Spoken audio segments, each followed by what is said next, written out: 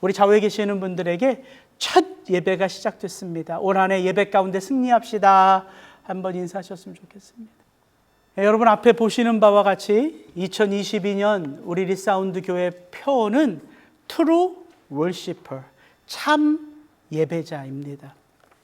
왜 이런 표어를 2022년 표어로 정하게 되었는가, 그 말씀부터 좀 나누면서 오늘 설교를 시작하고자 합니다.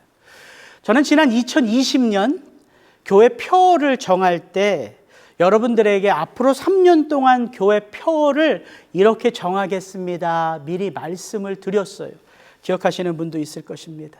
앞으로 3년 동안 우리 교회가 붙들어야 할 표어는 우리 신앙의 본질인 말씀, 기도, 예배로 정할 것입니다. 이렇게 말씀을 드렸어요. 여러분, 성도가 늘 기억하고 붙들어야 할 신앙의 본질이 무엇입니까? 말씀, 기도, 예배 외에 뭐가 있겠어요? 말씀, 기도, 예배 가운데 우리 주님 거하시고요. 말씀, 기도, 예배를 통하여 우리의 삶의 길이 열리고요. 말씀, 기도, 예배 안에 우리의 구원이 아름답게 빚어진다는 사실이지요. 교회의 사명과 부르심은 말씀 안에 있고요. 기도 가운데 새겨지고요. 그렇게 세상을 섬기는 가운데에 이 세상 가운데 드러나는 것이죠. 그래서 2020년 표를 말씀 앞으로 한 걸음 더 가까이 말씀으로 잡은 거고요. 지난 2021년 교회 표를 기도의 무릎으로 승부하라, 기도로 잡은 것이고요. 자연스럽게 올해 교회 표어는 예배의 주제를 갖는 트루 월시퍼입니다. 그러나 이 이유뿐만 아니라 오늘 이 땅에 교회로 살아가는 저와 여러분에게 요구되는 시대적인 요청이 있기 때문이에요. 2020년 4월부터 이 코로나 시대가 본격적으로 시작된 이래로 우리는 그 어느 때보다 이 예배라는 단어를 새롭게 인식하고 느끼고 있죠. 이전과는 전혀 다른 상황 속에서 우리가 예배를 드리고 있습니다. 함께 모여 전심으로 찬양하고 땀이 비오듯 하는 수련회, 찬양 집회, 기도회가 멈춘 지 벌써 2년이 되었습니다. 젊은 부모들은 어린 자녀들에 대한 염려로 교회의 대면 예배를 포기한 채 자신들의 구미에 맞는 온라인 예배를 찾아 어느덧 그 예배가 익숙해져서 대면 예배를 아예 포기한다는 소리를 여기저기서 듣습니다. 코로나가 성도들의 예배를, 아니 이 예배에 대한 성도의 인식 자체를 뿌리채 흔들고 있음을 우리는 부인할 수 없습니다. 언젠가는 코로나 시대가 종식되겠지요. 우리는 지금도 이 시대가 빨리 종식되어 우리가 이전에 경험했던 그 예배의 영광을 회복하기를 원하지요. 그래서 지금 이때 우리의 예배가 중요한 것입니다. 바로 지금 이때 예배자가 귀한 거예요. 그래서 올 한 해 다시금 우리가 영적으로 이 시대 속에 휘말려가는 것이 아니라 이 어두운 세상 가운데 하나님이 받으시는 그 참 예배를 우리가 기억하며 우리 속에서 회복되어야 할 예배, 하나님이 찾으시는 예배자, 하나님이 진정 받기 원하시는 예배가 무엇인지를 다시 말씀 안에서 돌아보자는 것입니다. 오늘은 그 첫 번째 시간으로 예수님이 말씀하시죠. 참 예배가 무엇인지, 또 그렇게 예배하는 자들을 하나님 아버지가 찾으신다 말씀하시는 성경의 바로 그 장면, 요한복음 4장의 말씀을 통하여 우리의 예배를 돌아보는 그런 은혜가 있기를 축복합니다. 우리가 요한복음 4장을 열면 한 여인을 만납니다. 솔직히 우리에게는 너무 익숙한 여인이에요. 사마리아 수가성 여인. 예수님이 이 여인과 나누신 대화를 듣고 있으면요, 이 여인의 지나온 삶을 우리가 추측할 수 있습니다. 어떤 삶을 살아왔는지. 이 여인은 지난 삶 가운데 5명의 남자로부터 버림을 받았고요, 지금 살고 있는 남자도 정식 남편이 아니에요. 분명 지금보다 훨씬 더 보수적인 이 당시의 이 여인은 아마 이 사회 속에서도요, 아웃사이더였을 거예요. 그래서 요한은 그렇게 유명한 이 여인의 이름조차 우리에게 밝히지 않지요. 여러분, 요한복음 3장을 열어보십시오. 한밤중에 몰래 예수님을 찾아왔던 한 남자가 있었거든요. 그 남자가 누굽니까?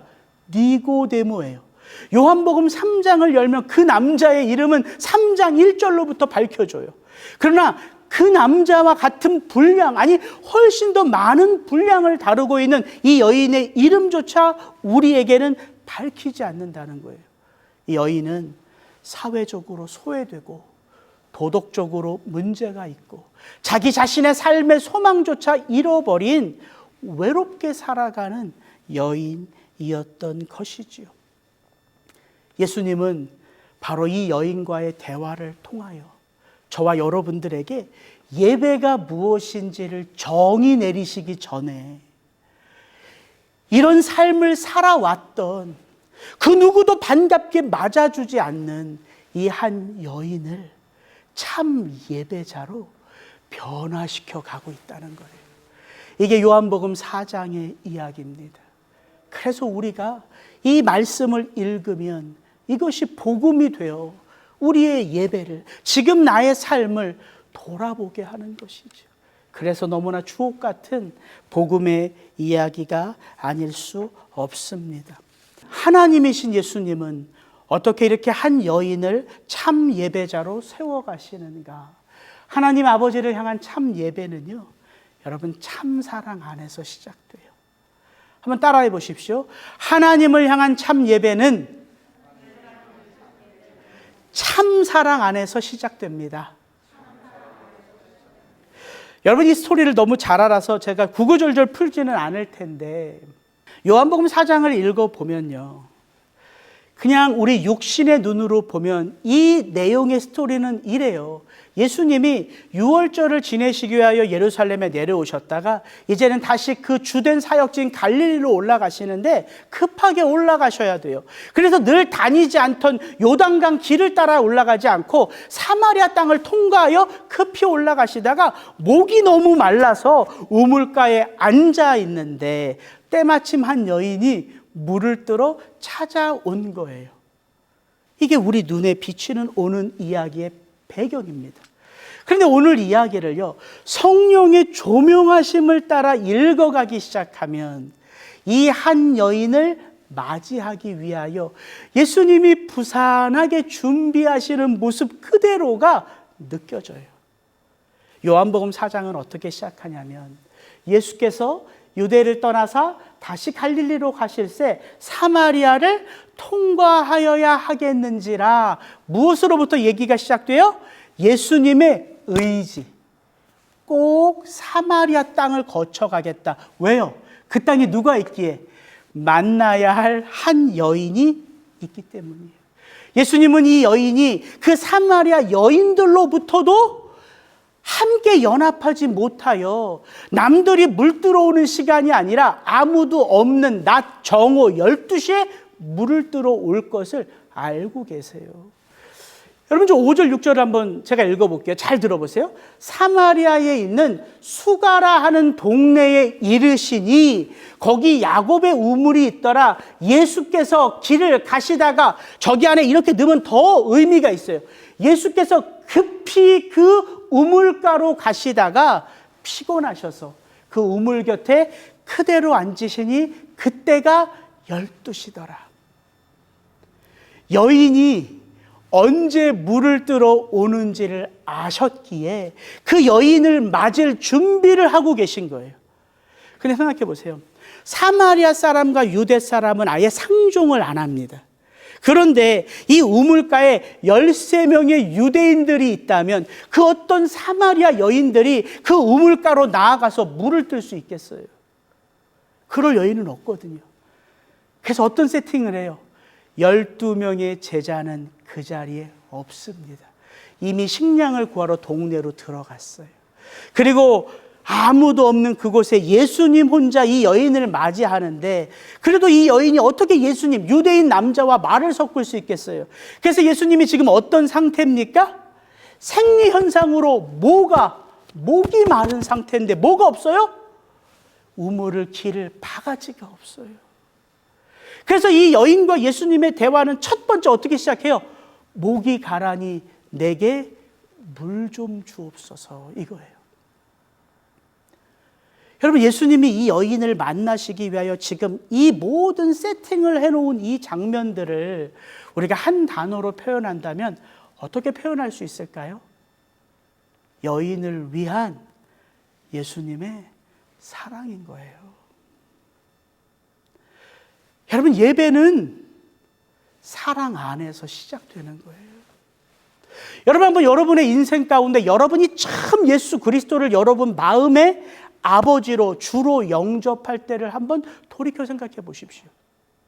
그 첫 감정, 그 처음 예수님의 사랑을 체험했을 때 여러분 마음속에 드는 생각은 어떤 생각이었어요? 정말 한 분 한 분들 다 들어보고 싶은데 이게 그럴 수가 없어서 저의 이야기를 벌써 누차했지만 제 마음속에 드는 생각은 이런 거였어요. 아, 내가 지금 예수님을 믿어드리는 거구나. 내가 지금 믿음이 생겨서 그분을 내 구주로 받아들인 거구나. 이런 생각이 아니었어요. 나라는 한 사람을 위하여 우리 주님께서 나의 일평생 내 삶의 주변에 배회하고 계셨구나. 내가 그동안 만났던 사람들, 특별히 저는 어머님을 통하여, 저희 외할머님을 통하여 그 예수님의, 하나님의 참사랑을 참 많이 느꼈거든요. 제 친구들, 그냥 그렇게 모태신앙으로 태어났지만 삼수까지 하고, 뭐 제가 자랑할 게 있겠어요. 그냥 그렇게 다니는 교회에 끊임없이 내게 그 예수님의 사랑을 전해주셨던 그 수많은 선생님들, 그 친구들, 그때 떠오르더라고요.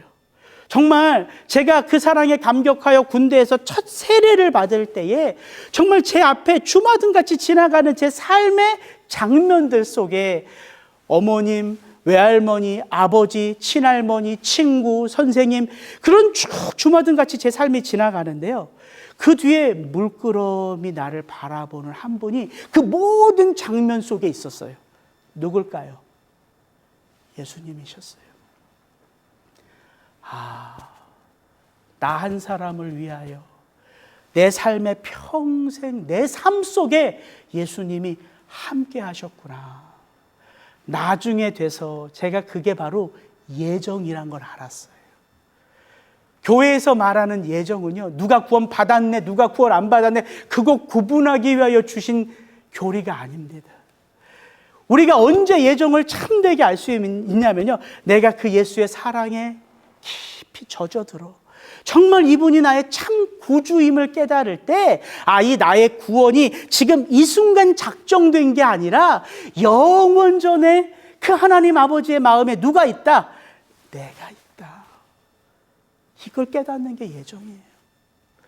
지금 예수님은 이 여인을 한 번도 만난 적이 없으십니다.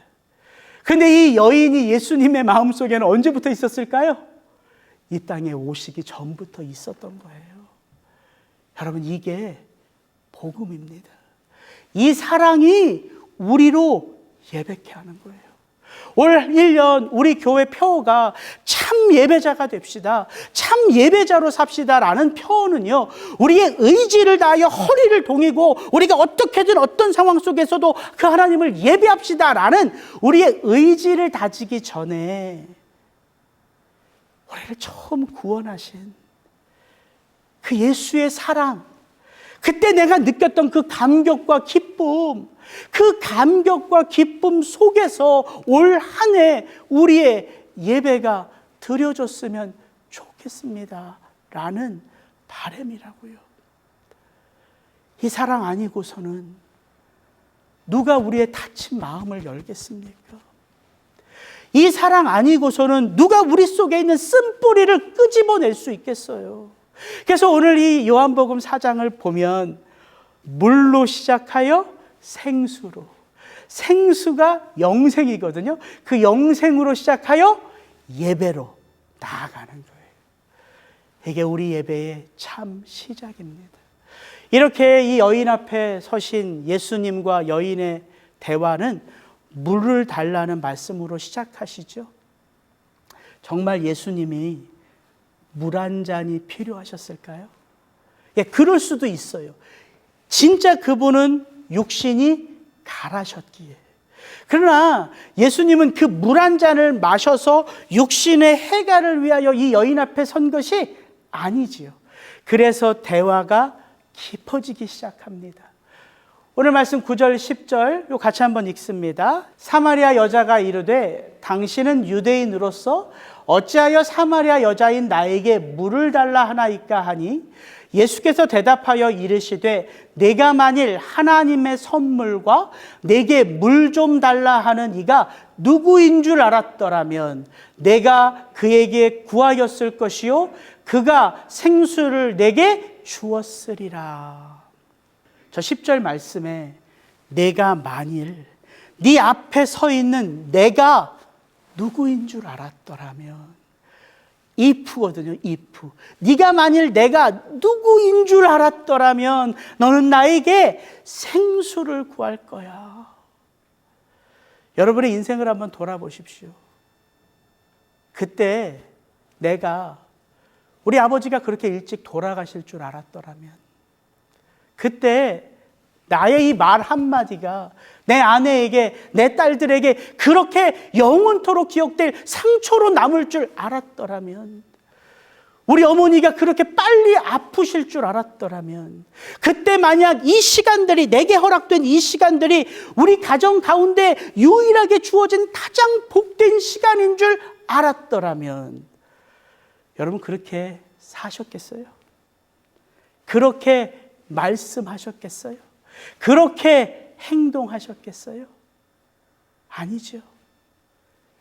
근데 이 여인은 그리고 저와 여러분들은 우리 앞을 헤아리고 이 문제의 의미를 헤아리고 이 사람과의 만남의 의미를 헤아릴 수 있는 능력이 있어요? 없어요? 없어요. 그래서 이 여인을 누가 찾아온 것입니까? 예수님이에요. 그래서 복음은 그 행위의 주체가 나입니까? 예수님입니까? 예수님인 거예요. 이 여인은 몰라요. 당신 앞에 서 있는 이 남자가, 이 유대 남자가 진정 모든 사람들이 알아봐야 할 참 빛이요, 참 떡이요, 참 포도나무요, 참 하나님이신 줄을 알아요? 몰라요? 몰라요. 그래서 그분이 이 여인의 삶 속으로 저와 여러분의 삶 안으로 들어오신 거예요. 그리고 우리의 마음의 문을 두드리시는 거예요. 그리고 우리가 그 사랑 안에 감동하여 그 마음의 문을 열면 우리 속에 들어와 우리와 함께 거하시며 우리와 함께 먹고 우리와 함께 마시며 우리로 누구의 삶을 살게 한다고요? 그분의 삶을 살게 한다고요. 여러분 그게 예배예요. 예배는 다른 게 아니에요. 예배는 우리가 아버지와 함께함으로 말미암아 우리의 삶 속에 누가 영광을 받아요? 그 아버지가 영광을 받는 거예요. 그래서 오늘 요한복음에도 아버지께 참으로 예배하는 자들은 예배의 가장 중요한 본질이 뭐예요? 예배의 대상이요, 대상. 그 아버지 하나님을 나의 아버지로 영접한 자만이 비로소 어떤 예배가 시작될 수 있어요? 참 예배. 그런 의미에서 보니까 제가 요한복음을 찾아보니까 이상하게 요한복음에는요 참이라는 단어를 많이 써요. 참 예배, 참 빛, 참 떡, 참 생명, 참 제자, 참 포도나무, 참 이스라엘, 참 제자는 했죠. 이렇게 참이 많이 쓰여요. 그래서 이 참이 뭔가 봤더니 이게요 진리라는 알레테이아예요. 영과 진리로 예배한다. 이 진리가 알레테이아. 이게 참이에요. 참. 알레테노스. 같은 어원이에요. 근데 이 참이라는 말은요. 진리, 참됨, 옳은 것이라는 뜻만 있는 게 아니라 이 뜻 안에 뭐가 있냐면요. 그림자가 아닌 실체라는 뜻이 있어요. 실체. 예수님이 우리에게 참 빛으로 오셨어요. 그러면 무슨 빛도 있다는 거예요? 그림자인 빛이 있다는 거예요. 거짓된 빛이 있다는 거예요. 예수님이 우리 가운데 참 떡으로 오셨어요. 그럼 이 세상에 어떤 것도 있다는 거예요? 거짓된 떡도 있다는 거예요. 우리가 송구영신 예배 때 나누었잖아요. 이사야서 55장에 너희가 양식 아닌 것을 위하여 아무리 값을 많이 치루어 그것을 사서 그것을 먹어도 배부르지 못한다. 배부르지 못한다. 그래서 요한복음에 특별히 사도 요한은요, 그림자로서의 모형으로서의 예수님이 아닌 우리 가운데 참 하나님으로 오신 그 예수 그리스도를 강조하고 있는 거예요. 예수님이 여인을 찾아오셔서요, 그 여인의 진정한 필요를 보게 하세요. 이게 참 예배의 가치예요. 예배는요, 나의 필요를 만족하는 데 의미가 있는 게 아닙니다. 예배는요, 나로 누구의 필요인 것을 알게 하는 거예요? 하나님의 필요인 것을 알게 한다고요. 그래서 이 여인에게 예수님이 물을 달라 했는데 결국 예수님이 이 여인에게 물을 받습니까? 아니면 이 여인에게 참 생수를 주십니까? 제 참 생수를 주세요. 13절 14절입니다. 예수께서 대답하여 이르시되 이 물을 마시는 자마다 다시 목마르려니와 내가 주는 물을 마시는 자는 영원히 목마르지 아니하리니 내가 주는 물은 그 속에서 영생하도록 솟아나는 샘물이 되리라. 그렇게 말씀하면서 이 여인이 비로소 뭘 보게 돼요? 자신의 삶의 진정한 필요를 보게 돼요. 보세요. 여자가 이르되 주여 그런 물을 내게 주사 목마르지도 않고 또 여기 물 기르러 오지도 않게 하옵소서. 그때 예수님이 뭐라고 말해요? 엉뚱한 것 같아요. 가서 내 남편을 불러오라는 거예요. 되게 부끄러운 일이잖아, 이 여인에게 있어서는. 그 여인의 대답입니다. 여자가 대답하여 이르되 나는 남편이 없나이다. 예수께서 이르시되 내가 남편이 없다 하는 말이 옳도다. 너에게 남편 5이 있었고 지금 있는 자도 내 남편이 아니니 내 말이 참되도다. 여자가 이르되 주여 내가 보니 선지자로소이다. 이 이야기 속에서 이 여인이 자신의 삶을 어떻게든 지속하기 위하여 이 여인이 붙들었던 유일한 갈망이 뭐예요? 그의 그림자가 되어주고 그의 버팀목이 되어줄 남자입니다. 왜냐하면 유대 사회는요, 여자가 남자 없이는 살 수가 없어요. 그래서 이 여자는 끊임없이 남자를 갈구할 수밖에 없는 거예요. 이 여인에게서 좀 방향을 틀어서 저와 여러분의 삶을 한번 돌아봅시다. 저와 여러분의 삶 속에요, 이런 것 하나씩 다 있지 않습니까? 내가 이것만 이루면, 내가 이것만 얻으면, 내가 이렇게만 되면 나는 분명 인정받을 거야. 나는 분명 더 나은 삶을 살 수 있을 거야. 이런 거 우리들에게 다 있지 않습니까? 저에게도 그런 게 너무 많아요. 내가 목회를 좀 더 잘해서 한국에서 늘 내 목회를 마음 졸이며 응원해 주시는 우리 어머님, 우리 장인 장모님, 늘 수고하는 우리 아내, 내가 이것만 잘하면 내가 더 인정받을 텐데 하는 마음이 왜 없겠어요? 저도 목사이기 전에 사람인데 여러분들 삶에도 있잖아요. 내가 이것만 얻으면, 내가 이것만 붙잡으면, 내 아들이 이렇게만 되면, 내 딸이 여기에만 합격하면, 그 모든 것들이요, 무엇과 연결되냐면요, 우리의 영적 공허함과 연결되어요.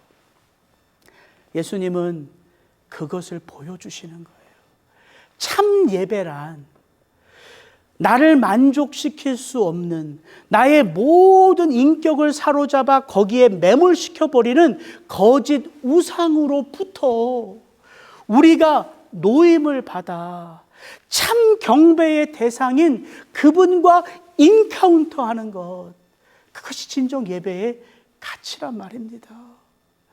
그래서 저는 우리 리사운드 교회의 1년 52주의 예배 가운데에 저와 여러분이요, 매주 예배를 드리면서 우리가 자꾸 무엇을 깨달아야 돼요? 진정 내 필요가 무엇인가예요. 그 필요를 만족시켜주는 분이 누굽니까? 오직 한 분 하나님이시거든요. 여러분 한번 돌아보십시오. 여러분이 여러분의 삶을 살아가면서, 그걸 신앙의 삶이라고 말할게요. 여러분 신앙의 삶을 살아가시면서 예수님 한 분으로 만족하지 못한다면 여러분 무엇으로 만족하시겠어요? 없어요. 예수님 한 분이 만족되어야지만 우리의 삶의 모든 상황 속에서도 만족할 수 있는 거예요. 그게 다윗이 고백한 멋진 믿음의 고백입니다. 여호와가 나의 목자시니 내가 부족함이 없으리로다. 예배는 내 진정 필요가 나를 사랑하시는 하나님이신 것을 내가 알 때 나의 전심으로 고백되어지는 하나님을 향한 반응이에요. 그래서 여러분 매주 주일 예배 오실 때마다 여러분 안에 오늘도 나의 필요를 보게 하시고, 오늘도 내 삶의 길을 인도하시며, 오늘도 내 삶을 주장하시는 그 예수님과 만나는, 그 하나님과 만나는 이 예배의 자리가 여러분 안에 예배를 드리시기 전부터 참 소망으로 차오르실 수 있기를 주의 이름으로 축복합니다. 그렇게 예수님과 여인이 대화가 깊어질수록 이 여인이 예수님을 인식하는 인식이 달라지죠. 유대인 남자에서 이 사람이 성경이 말하는 그 선지자가 아닐까? 그리고 점점점 이 예수님의 말씀을 통하여서 내가 기다리는 메시아가 바로 이분인 것을 알게 되는 거예요. 그래서 예배는 이렇게 복된 거예요. 예배를 드리는 가운데 우리의 인격이, 우리의 깨달음이, 우리의 모든 것이 점점 더 깊어져요. 우리 속에 깊이 좌정하신 그 예수에게로 우리의 모든 것이 점점 더 깊이 뿌리를 내리신다고요. 그래서 예배 드림의 삶에 소망이 있는 거예요. 예배 드림의 삶에 능력이 있는 거예요. 올 한 해 우리 리사운드의 예배가 그렇게 저와 여러분에게 소망되고 능력되기를 주의 이름으로 축복합니다. 우리 21절부터 23절, 24절 쭉 한번 같이 한번 읽습니다. 예수께서 이르시되 여자여 내 말을 믿으라. 이 산에서도 말고 예루살렘에서도 말고 너희가 아버지께 예배할 때가 이르리라. 아버지께 참되게 예배하는 자들은 영과 진리로 예배할 때가 오나니 곧 이때라. 아버지께서는 자기에게 이렇게 예배하는 자들을 찾으시느니라. 하나님은 영이시니 예배하는 자가 영과 진리로 예배할지니라. 여러분 삶이 무너져 내린 사람들에게 동일하게 나타나는 모습이 뭔지 아세요? 그 영적 목마름 때문에요. 어떤 것을 향한 전심의 갈급함이 드러나요. 이게 어떤 종교에도 마찬가지입니다. 여러분 인생이 편안할 때에 삼천배하는 사람 없어요. 인생이 막 그냥 순풍에 돛담배처럼 나아갈 때에 매일 새벽 4시까지 일어나서 목욕 재개하고 정한수 떠놓고 비는 사람이 없어요. 언제 그게 시작돼요? 모든 것이 무너져 무엇인가를 내가 의지하려 할 때에 그게 인간이 가지고 있는 영적 공허거든요. 그리스도인들도 마찬가지입니다. 우리 가운데 예배가 새로워지고 기도가 새로워질 때가 어떤 때예요? 평안할 때예요? 어려움 가운데 있으실 때예요? 어려움 가운데 있을 때잖아요. 내가 어렵거나 우리 남편과 아내가 어렵거나 우리 자녀가 어려울 때 새벽 기도회는 시작되고 그 예배 가운데 눈물은 쏟아지고 기도 가운데 하나님은 만나지고 성령의 세밀한 음성은 들려오고 이런 모든 역사가요 우리의 삶이 다 무너져 우리의 영적 목마름이 크게 달할 때에 그때를 성경은 마음이 상한 자라고 표현하는 거예요. 이 여인이요 마음이 상한 자예요. 그래서 참 예배에 대한 갈급함이 있어요. 그래서 이 예수님이 그 선지자인 것을 알았을 때 이 여인의 가장 궁금한 고백은 다른 게 아니에요. 새로운 남자 좀 소개시켜 주세요가 아니에요. 어떻게 하면 내가 이 살 길을 살 수 있을까요가 아니에요. 예배가 무엇입니까? 우리 사마리아 사람들은 이 그리심산에서 예배를 드리는데 당신 유대인들은 예루살렘에서 예배하는데 진정 참 예배가 무엇입니까? 그렇게 물을 수 있는 거예요. 그때 예수님은 정확하게 얘기하시죠. 이 산에서도 말고 예루살렘에서도 말고 너희가 아버지께 예배할 뭐가 온다고요? 때가 온다고요. 그 다음도요. 아버지께 참되게 예배하는 자들은 영과 진리로 예배할 때가 오나니 곧 이때라. 참 예배의 본질은요, 장소에 있습니까? 아니에요. 형식에 있습니까? 아니에요. 그것을 중요하지 않다 말하는 것이 아니라 참 예배의 본질을 예수님은 뭐라고 말씀하세요? 때라고 말씀하세요. 그럼 우리가 한 가지 알 수 있는 게 있죠. 요한복음에서 예수님이 누차 때에 대해서 말씀하세요. 내 때가 되었다, 내 때가 되지 않았다, 아버지께 영광을 올릴 때가 되었다, 아버지가 피로써 나타나실 때가 되었다. 요한복음에서 말하는 때는 어떤 때입니까?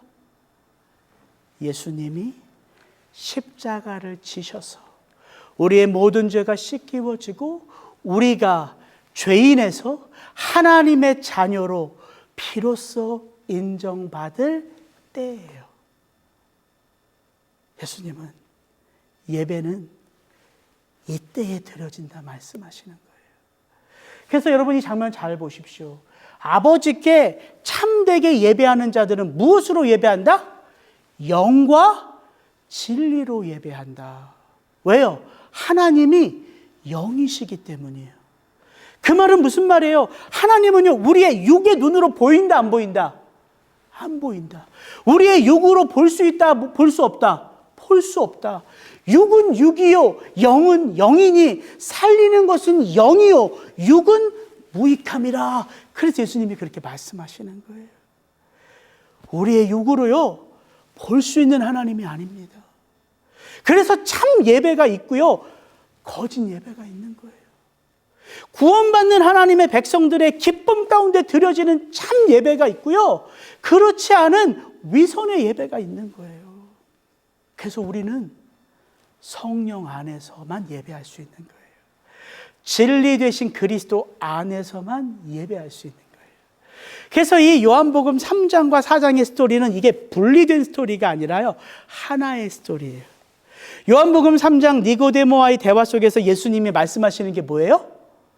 물과 성령으로 거듭나는 거예요. born again. 예배는 누가 드릴 수 있어요?